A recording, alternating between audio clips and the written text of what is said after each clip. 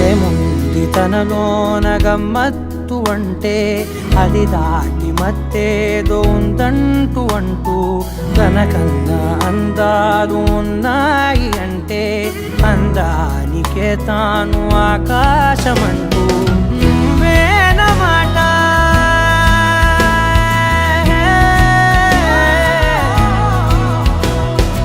నువ్వేనమాట